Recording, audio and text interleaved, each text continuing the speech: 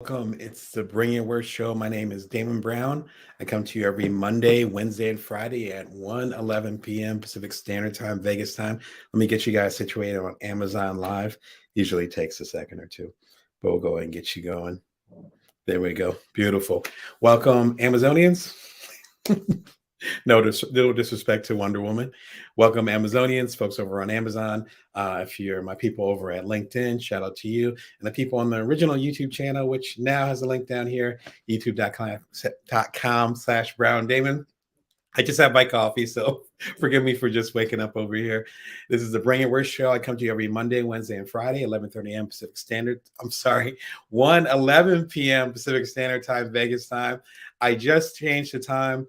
We're 2.5 years into this journey, and I changed the time because some of y'all are international. Some of y'all folks, which is why I have all the captioning for, man, I think the show has captioning for average episode has captioning for about a dozen and a half languages, and y'all are using them. So if you know my work, if you know me personally, you know I very much consider myself a citizen of the world. So thank all of y'all all around the world. That's one of the reasons why I push the time to 1:11 Pacific Standard Time, Vegas time, which is where I'm based, so I can connect with more of y'all live, and y'all are coming through. I appreciate it.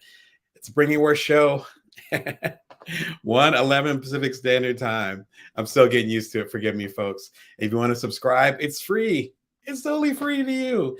You can click the link below, or you can type in youtube.com/Brown Damon, and there's a big red subscribe button on the top right.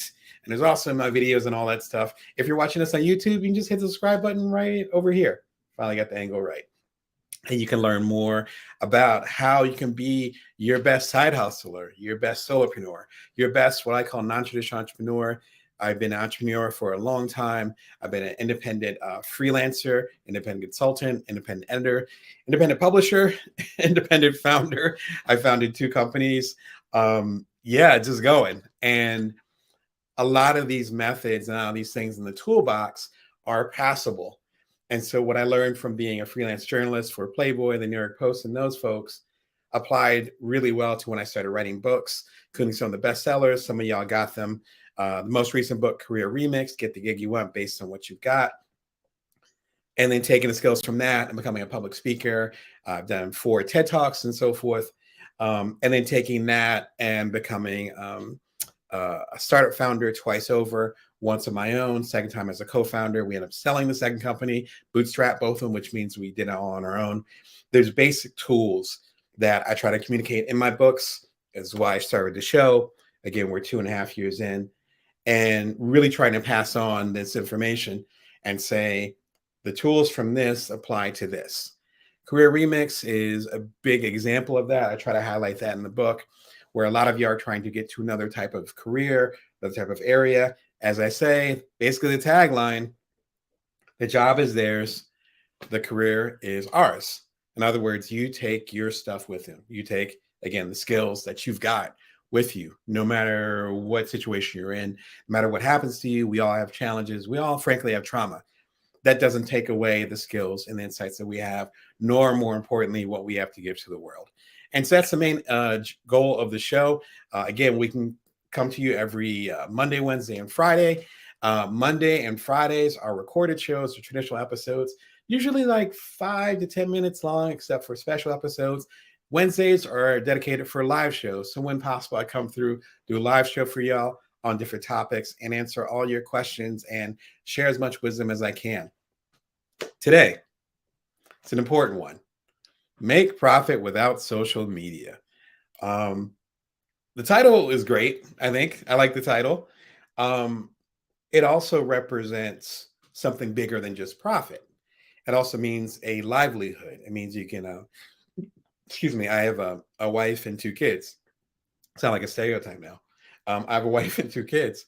And so, being able to help feed them, being able to be my best self, being able to show up for y'all and serve in my particular way. Again, if you start watching the channel, I'll share some of the adventures I've had from some of the more unusual books that I've written. I'll leave it at that. And finding audiences for that, to the startups that I've done, which were, in my opinion, very different and very They were not mainstream. I'll be kind about it. They were not mainstream, but they found y'all. And some of them became really big hits. But that's because I had a particular vision. Not getting as involved in social media now actually helps you protect that vision, because there's lots of theories, from echo chambers where you end up saying something and you're only connected with other people who believe the exact same thing, to the vitriol that happens. My subscriber base has grown up a lot since the beginning of the year for this show. So it's like, so now I'm part of the thing I'm doing is moderating and working with community. And so that becomes a discussion. All those different things happen within these spheres when you get involved with, frankly, the internet or things related to it, things on top of the internet. If you're able to build your business and make an impact without relying strictly on social media, then you have the opportunity to blossom. And it's not necessarily that you're protected or that you're not involved as much. It's just it doesn't dominate your time. And so it doesn't mean that you need to leave Twitter or Facebook or LinkedIn or Instagram or any of the things that you're on. But I want to show you alternatives that I end up doing myself with my own journey. And I'll get into this a little bit more later in the show. I actually left social media platforms about 3 or 4 years ago. In fact, I spent a whole quarter, so 3 months, I want to say winter of 2019. That sounds right. Winter 2019. So a few years ago. And I got off of all social media platforms because I want to connect with my community more. The craziest thing happened. The first week, of course, was super uncomfortable. There was no Facebook, no Twitter, no LinkedIn, nothing. And I told everybody, I was like, I'm going to be offline. So I told everybody. But the other crazy thing that happened was that suddenly I had to connect with people. This is before the pandemic. So I was connecting with people in person. And I was texting folks being like, hey, because I'm a business coach. I was like, hey, how can I support you as a coach and so forth? And that level of intimacy as far as connecting to people went up. And so did my profit. And I can't remember the numbers, but it was staggering. I was like, I thought I'd be losing money this quarter. I'm actually making more money. Now I end up getting back on social media. And then about every year or two, I'm leaving one of the major social media platforms. First one was Facebook. I'll get into that in a minute. And I've left some of the other platforms. Let's get into it though, because there are so many different ways that you could actually build community without having to depend on social media. This became a topic. I was planning on talking about something else. And then an old colleague and friend of mine, Casey Newton, ended up having this breaking news, pun intended, about how a single engineer, let's pause for a second. If I had an infographic with a stop sign, I would put it right here. How a single engineer, just one person, and one individual like you or like me, brought down Twitter on Monday. Read that again. How a single engineer brought down Twitter on Monday. This Monday, just like 48 hours ago. An engineer made a decision, and because of the rough condition, I'm being kind here, that Twitter's in right now, they're able to do the proverbial flip of the switch like they do in the cartoons or in the bad action movies, and suddenly everything shut down. I went onto Twitter on Monday and I couldn't see any images. I thought I needed new glasses because my eyesight isn't that great. No, actually, all the images on Twitter were broken. No one could see any images. So as I talked about in my newsletter, you can join at joindamon.me. If you had a product launch on Monday, Apple was talking about new products this week. No one could see their images. If you were dependent on social media, that's too bad. Is that the position that you want to be in? Excellent article. It gets into that. I will not belabor that because Casey does an excellent job. Good job as always, Casey. I love your work. Be sure to check it out. The link is down below if you want to read it after the fact, or if you want to open up another tab and read it right now, if you're one of those multitaskers, which you don't want me multitasking, right? All right. Let's get into the questions. The lines are open, by the way, so feel free to drop in the comments if you have any questions or commentary, whatever. Did you have a product that you try to launch or something you're trying to get out there, and suddenly you realize that social media wasn't going to help you? Like, what's really good? Tell us what's going on. All right. The first question Thank you for your patience with the new format. I'm still getting used to it. Let me go ahead and get rid of the first things first. Speaking of technology, it is inescapable. So let's keep it a buck. Let's keep it 100. It is inescapable. That's one of the reasons why I embrace it so much. All right, that's much easier. I'll try to make the text better, bigger in the future. Why shouldn't I rely on social media? It's a question I get a lot. It's like, well, social media is great. That's how I connect with consumers or customers or whatever term you want to use. I call it the people that I serve. That's how I connect with them. That spigot, I look at it like a faucet. That spigot could be turned off at any moment. At any moment. An excellent example, again, is, and I'll throw the link back up here so you guys can read the article. An engineer, it sounds like they screwed up. An engineer screwed up at Twitter, and suddenly no one had their pictures. And that went on for, I think, the whole day. I had checked in about once an hour. They're still wanting your pictures. So I think most of the, if not the whole day. Do you want to be dependent on that? So your 4-figure, 5-figure, God forbid, 6 or 7-figure business, and you're like, oh no, I get my customers through Twitter. No. Facebook is the way.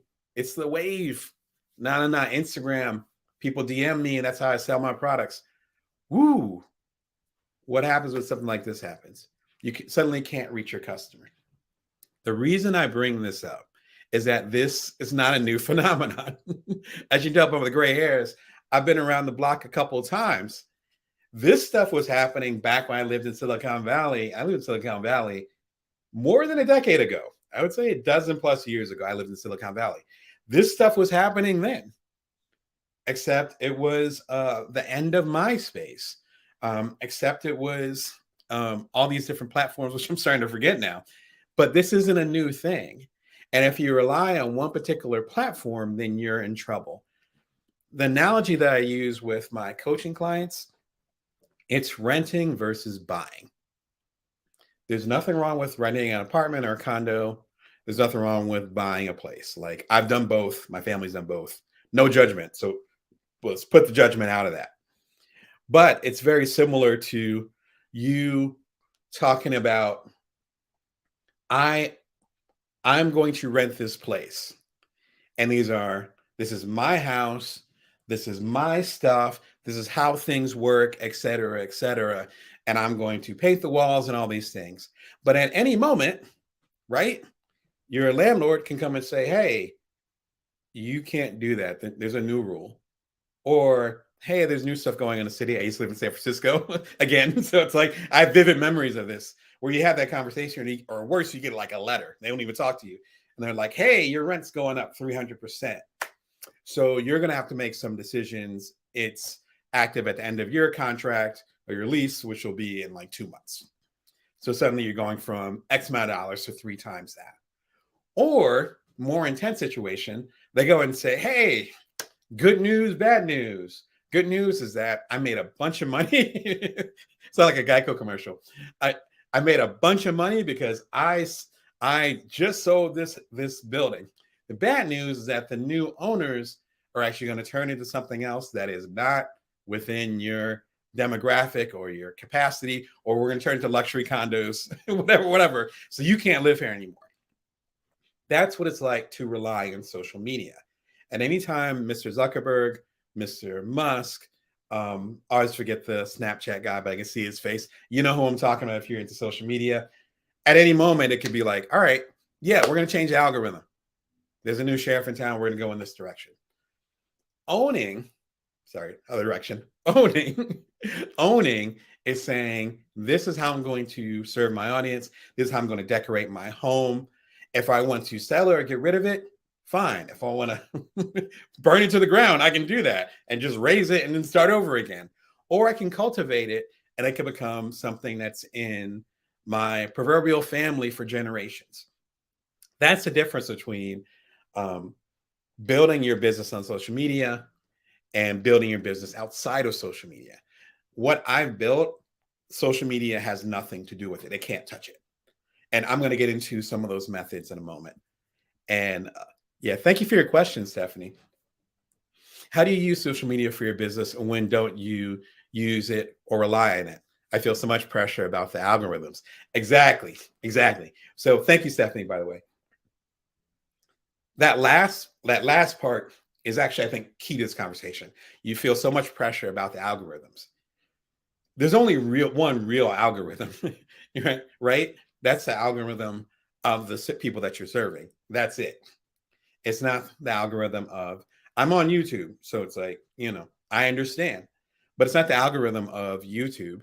It's not the algorithm of Twitter. It's not the algorithm of LinkedIn and all these things. It's the algorithm of your community. I'll give you a really simple example, and then we'll get into the rest of your question.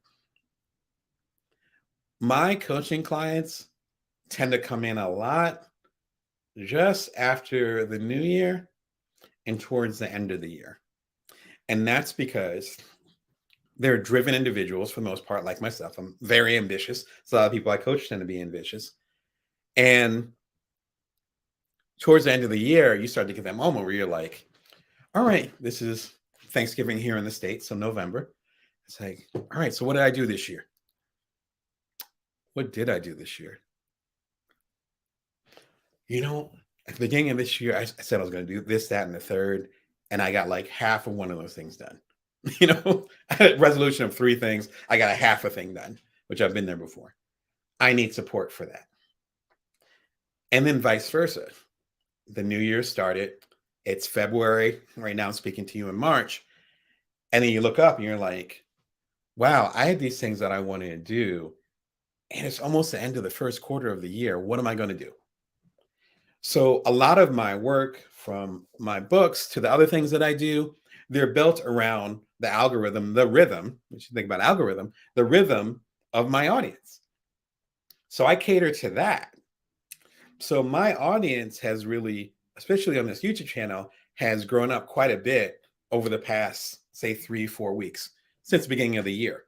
But that makes sense because a lot of the stuff that I talk about has to do with goal setting, has to do with being a better person as far as emotional intelligence, has to do with passive income, where a lot of us here in the States, we just turned in or about to turn in our taxes because our tax day is middle of April. And suddenly it's like, oh my gosh, this is how much money I made. And I could either be panic or joy, or you want more of it or whatever. So they're coming to me and saying, I need to watch Damon's show because I need to level up my stuff.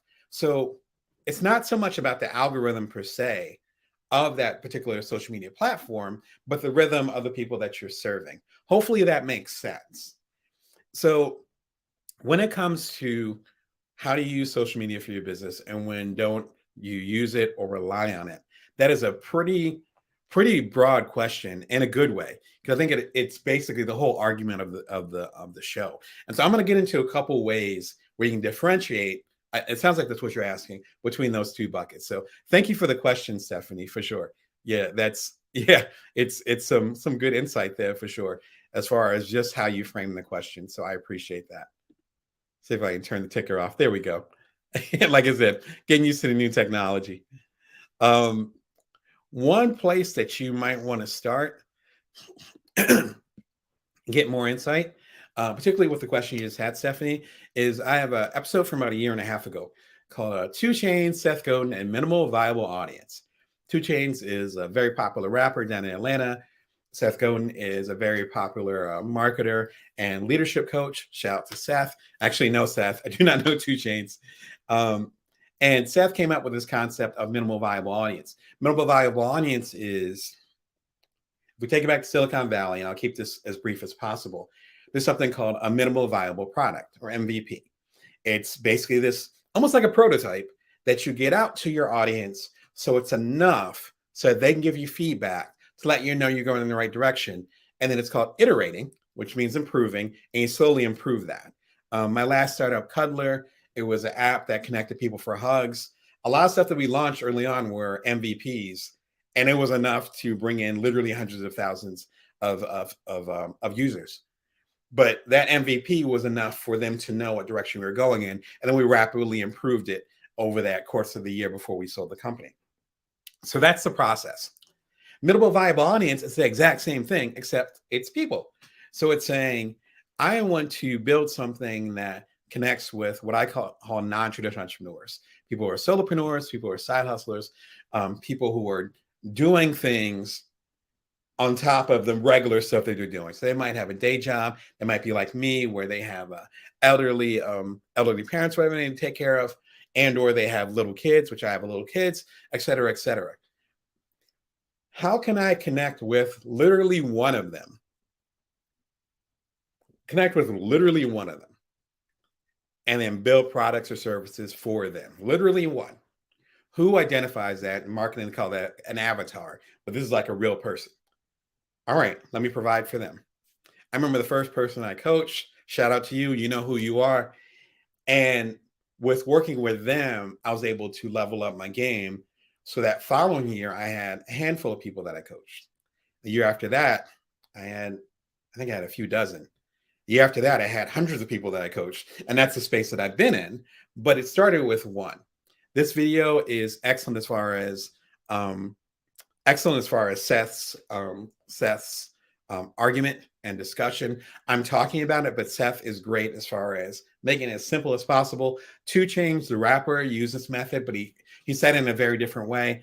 One of my favorite videos, one of my favorite episodes over the past 2.5 years. I think y'all get a lot of it. But Stephanie, it kind of addresses your question where it's like, where do I lean on social media and where do I don't? A more important one, and this is probably the most important video outside of our discussion right now, to watch, is really good to watch after. How to make money without Facebook. I'm calling Facebook out, but it doesn't matter with Facebook or whatever your social media of choice is. I talk about my experience of leaving Facebook, like permanently leaving Facebook. I think I left a handful of years ago now. I talk about this experience step by step and how my profits went like this, like hockey stick, as they say. Maybe it wasn't that dramatic, but it was very dramatic. And I was confused. And then it wasn't until I did this episode a few years after the fact where I was like, oh, I know what happened. I was leaning on, and this gets to get back into your question, Stephanie. I was leaning on social media to find my audience. I was leaning on the hashtags. I was leaning on the opportunity to go viral. I was leaning on the special sauce, the algorithm, the black box that nobody knows about. The engineers there barely know about it because it's been, you think about Facebook, it's been around for what, 15, 20 years? It's like engineer after engineer after engineer has messed with it. There isn't probably a single person, including Zuckerberg, who knows how it works. I'm relying on this, again, this black box. To take it to an airplane analogy, I'm relying on this black box. I don't know what's inside of it, but I know it works. But then what happens when it doesn't work? Or what if I'm relying on it, which is what I talk about in this video? What if I'm relying on it and there's actually 10x, as they say in Silicon Valley, 10x of what I could be doing? I could be doing a multiple of what I'm doing right now, but I'm relying on this secret system led by people that might not have my best interest in mind. I talk about that in the video, and hopefully that addresses some of the stuff that I brought up. Another book, ironically by Seth Godin, is called Tribes, that talks about this. I was just getting into Seth Godin when Tribes came out. I know his later books better, but this is considered a classic, and it talks about this minimal viable audience. Who is your tribe? Right? You heard that saying? He was part of that movement. I want to say this was about 15 years ago. He was part of that movement where people talk about having a tribe. That was him, right? He was a genesis of that, or at least one of the genocide, if I'm using that correctly. And so who are the people that you're trying to serve? How can you reach them? And how can you deliver what you need to deliver to them? Who are the people you need to serve? How can you reach them? And what or how did you want to deliver what you want to deliver to them? I want to reach non-traditional entrepreneurs, probably like yourself. I'm using my show, which is my IP, something that I own, something that no platform can take away, to connect with y'all. That's why I started this show 2.5 years ago. What I'm delivering is hopefully insight to help you get your business off the ground. And in this case, with our conversation, without having to rely on social media. If you can answer those 3 questions, you're good. And that middle question, how do I reach them? That's really the conversation for today, because that's where the work happens. But there's many, many different ways to reach folks. And I know there's some other questions that talk about that. All right, so here's another question that also came in. Excuse me. Sorry, the weather is changing here, as I can tell. So apologies for the throat. And so, do I need social media to bring in business? And that's piggybacking on what Stephanie was talking about. No, no, you don't. That's a beautiful thing. There's so many different ways that you can bring in business. You can connect with people in person. As I talked about, that minimal viable audience, that one individual, and building a relationship with them, and that one person becomes 3, kind of like a cell, right? That one person becomes 2. Excuse me, that 2 people become 4. Again, like a handful of years ago, I was coaching 1 or 2 people. Now I coach hundreds. That's because it's the focus of being with one person, serving that one individual. In person is great for that. Another way to do that is to actually communicate with people directly using text, using different types of phone calls. I don't know why I couldn't remember phone calls. Phone calls. That's a lot of what happened when I was talking about making money without Facebook. I suddenly couldn't rely on social media anymore. So I actually had to reach out to the people I was serving. Go figure. Some of that occurred through speaking engagements. I connected people after the show or whatever. Some of that happened from me doing books. I did a lot of books during that period of time. I had just finished a 6-year run where I wrote 8 books. Each of those books is an opportunity to connect with new people, right? And so there's different ways to build things and connect with people. There's having a show, which is what I'm doing right now, to be meta for a second, not the other meta, but meta in the classic Latin term of it. But do you understand what I'm saying? There's a level of intimacy that you can build so that you do not need to bring in social media to get all your business going. And I think it's really important to understand that. So let's go ahead and break down a couple of the platforms here that might help you along the way. One thing that I use, and I talked about it briefly in last week's episode, where we talked about how you can run your business without being online all the time.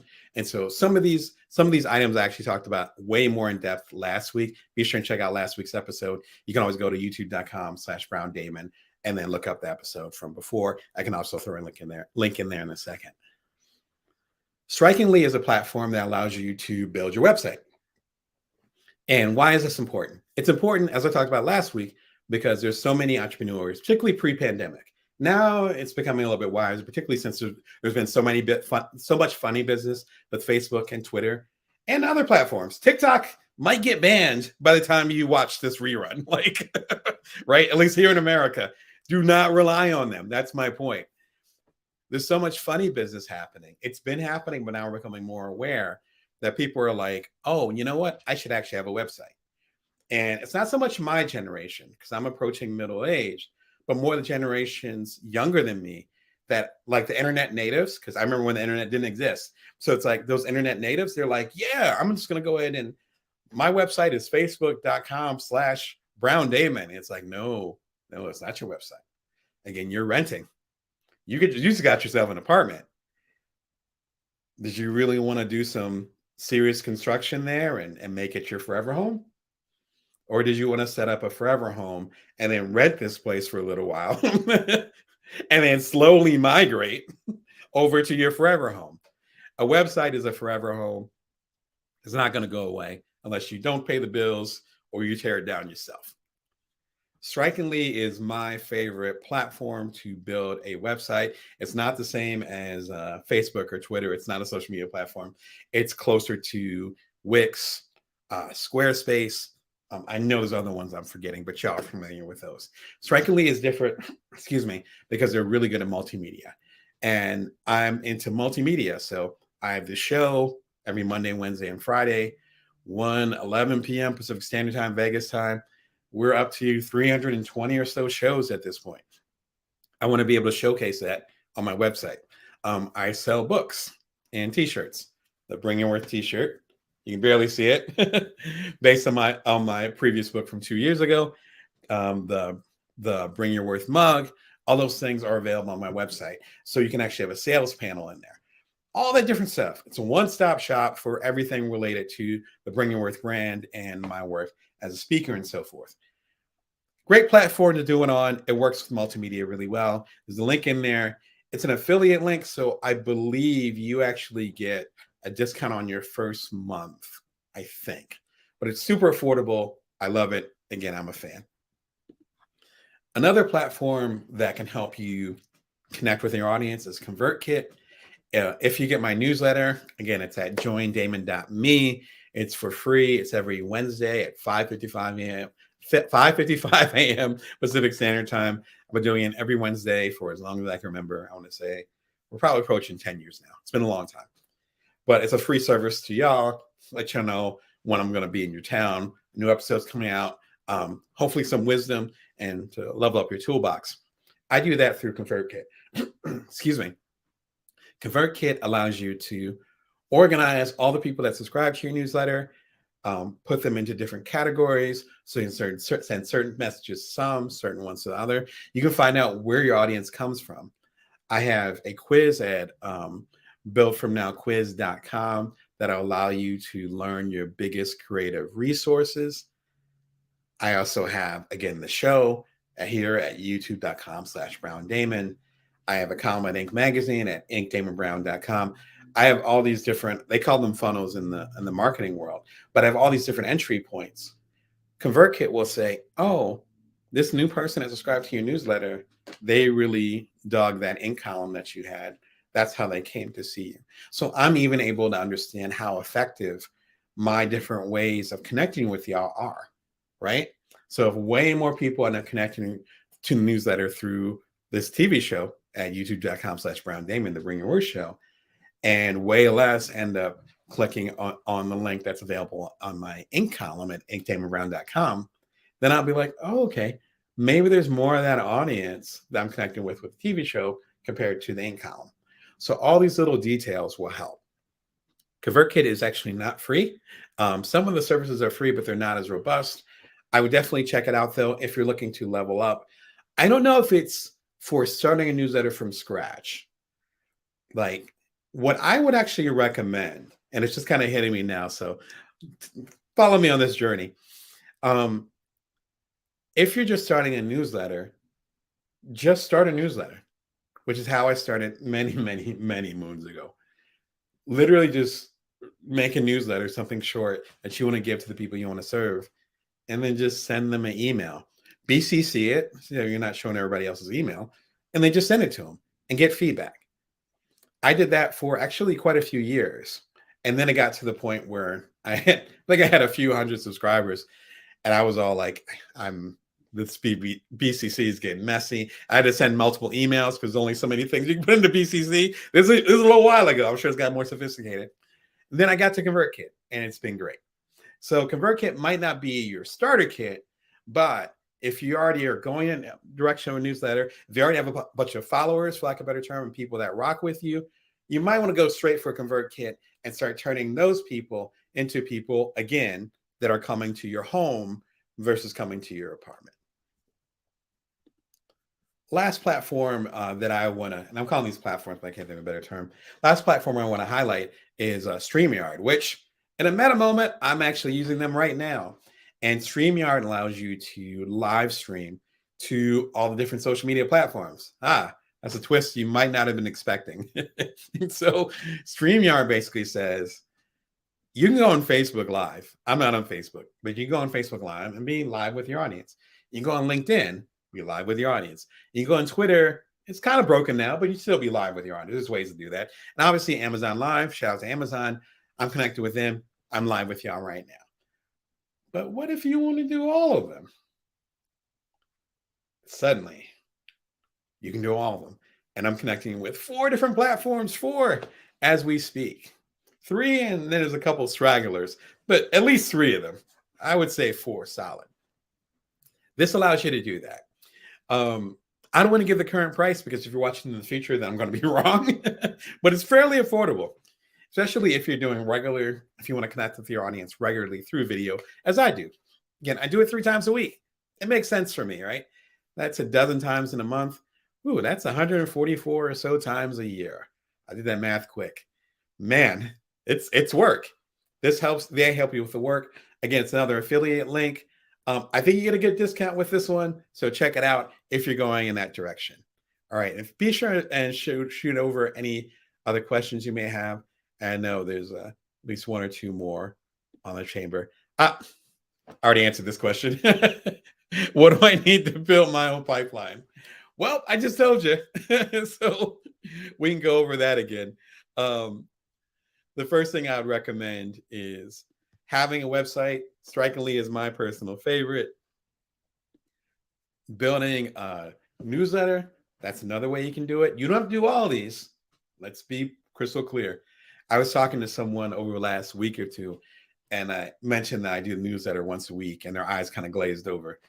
And that's the way that I think of like all the YouTubers / podcasters like Pat Flynn or Casey Neistat, who got out of the game, but he was big when I first started watching YouTube, and they would literally do something every single day, like on video every single day, a podcast every single day. I was like, that just makes me tired.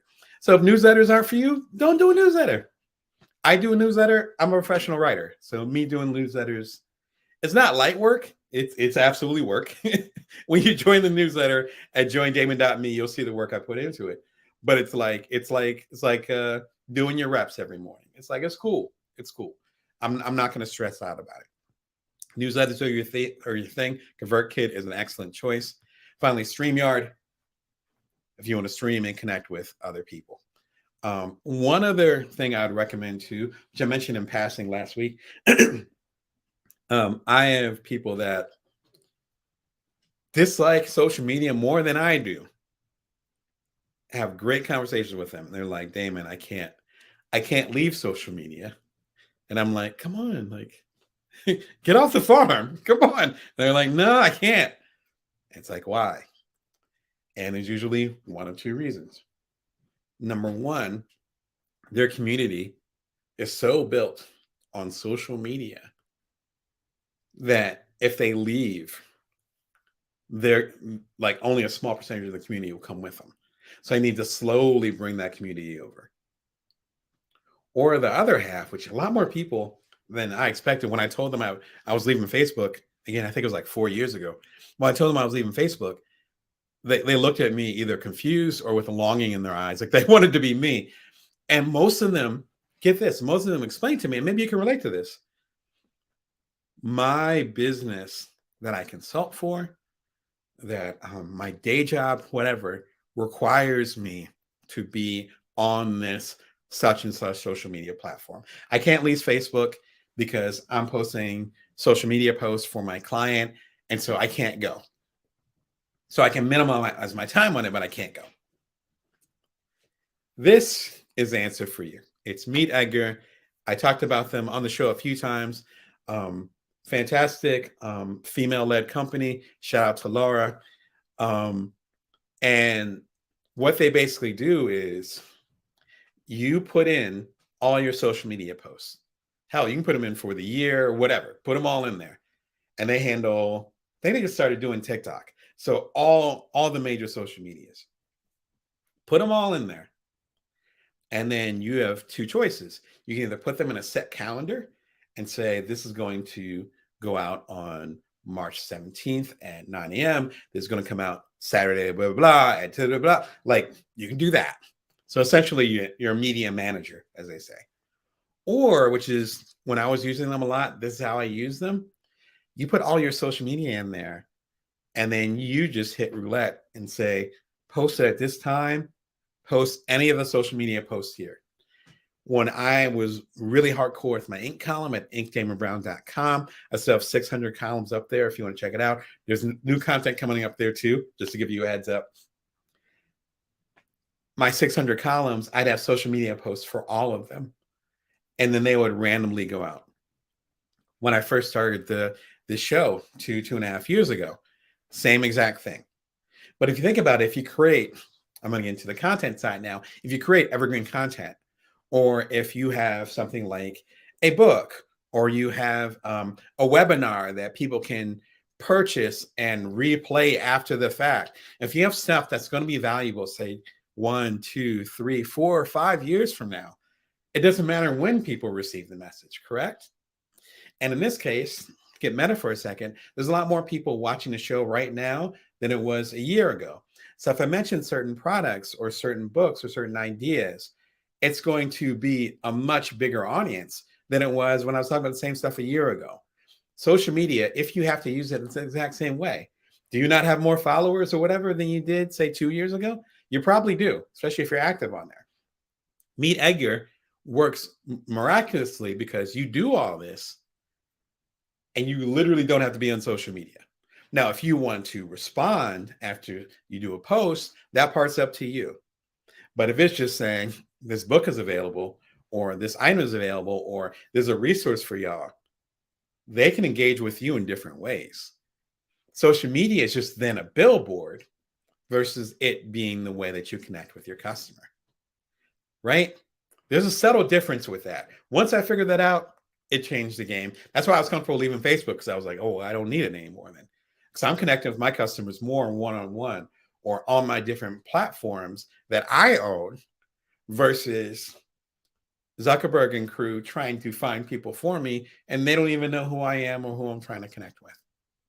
They can't, because I own my own business. I know my people more than anybody else would. At least I should. You should too. So the homework ends up being creating this minimal viable audience, or finding the minimal viable audience. Not even creating one, finding them and figuring out who they are, how you're going to connect with them, and what you're going to deliver to them, and how you're going to deliver it to them. That's it. Answer those three. That's it. And suddenly the social media thing becomes a little bit less anxiety ridden. It becomes not about trying to, understand the algorithm or connect with more people by paying Facebook or whomever more money. It's like, no, it becomes, how can I build this for my audience?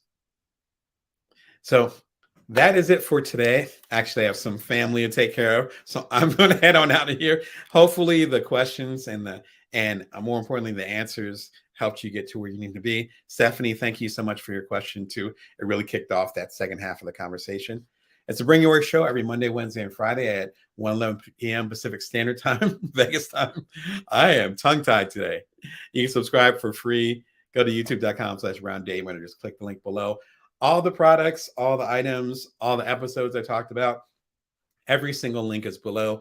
If you're on Amazon, I think the link is still below YouTube. If not, feel free to click on the YouTube link and you'll get all those details. For everybody else, everything you need is down there. If you haven't subscribed, be sure and subscribe so you do not miss an episode. Until next time, remember, you can always bring your worth, and you can always build from now.